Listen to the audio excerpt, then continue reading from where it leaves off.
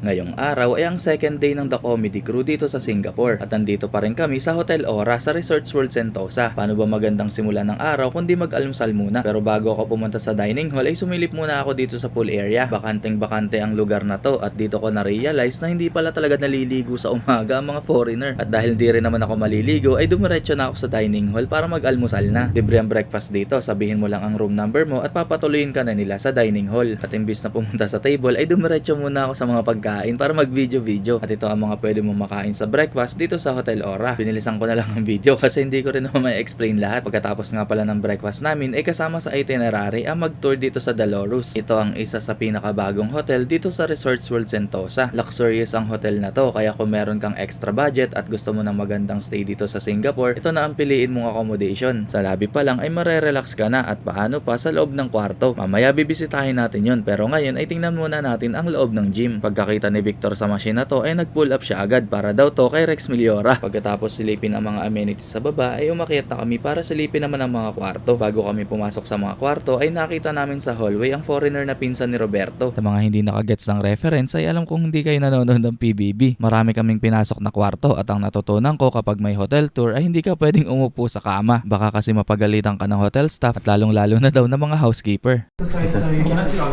the feet? Sorry.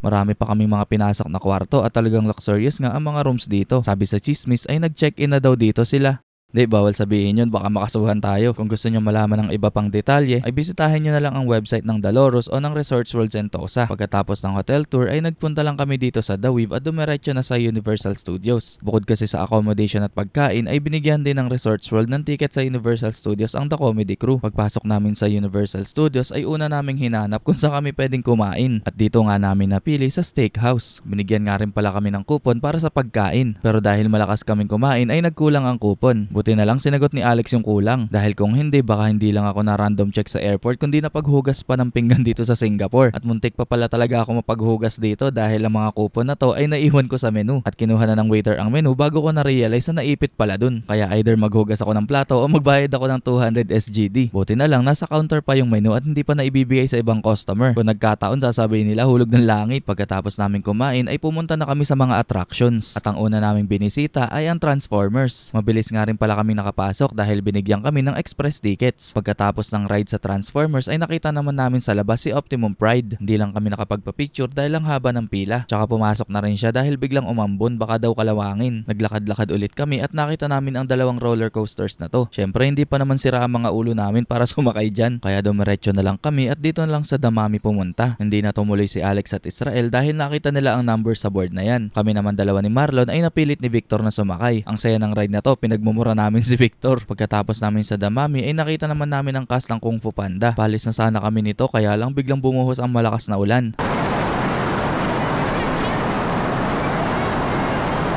Kaya habang nagpapatila ay pumasok muna kami dito sa isa pang attraction, ang Lights Camera Action. Kahit may express tickets ay medyo matagal rin talaga ang paghihintay. Pero pagkalabas naman namin ay saktong tila ng ulan. At dito nga ay natapos na ang tour namin sa Universal Studios. At dito nga ay may ginawa kaming mission na related talaga kung bakit nandito kami ngayon sa Singapore. Pumunta kami sa Lucky Plaza para mag-flyering at mag-imbita ng mga Pinoy para manood ng stand-up comedy show kinabukasan. Naalala ko Valentine's Day nga pala ngayon. At dito sa Lucky Plaza ay marami nga kaming naimbita. Nang magutom na kami ay bumalik ulit kami sa Resorts World Sentosa para kumain ng dinner. Kasama sa itinerary namin ang kumain dito sa Shifa kung saan nagsaserve sila ng Chinese Peruvian cuisines. Pinakain nila kami ng 6-course meal. Gusto nyo ba ng ASMR? Hindi ko mabasa yung listahan kaya panoorin nyo na lang. Lalagyan ko na lang ng background music para sa mga masasarap na pagkain.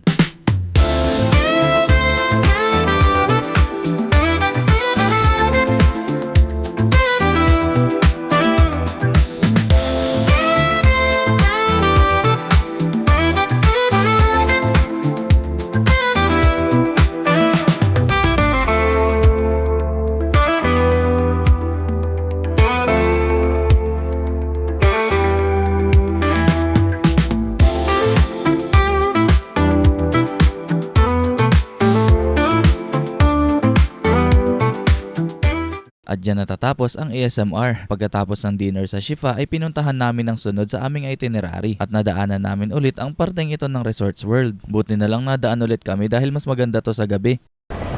So ito ang Sentosa sa gabi.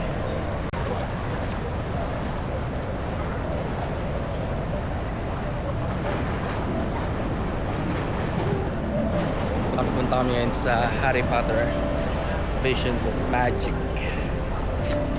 Ang Harry Potter Visions of Magic ay isa sa pinakamagandang attractions dito sa Resorts World. At kung fan ka ng Harry Potter ay talagang mag-e-enjoy ka dito. Bibigyan ka nila dito ng Magic Wand para makapag-spell ka ng sarili mo. Yung ilaw na yan, wala pa yan, tsamba lang yan. Pagpasok sa loob ay meron namang orientation kung paano at saan nyo gagamitin ang Magic Wands. Sobrang daming attraction sa loob at pwedeng paggamitan ng wand, pero ang lugar na ito ang pinakapaborito ko. Dito sa lugar na to ay nakapag-cast ako ng spell.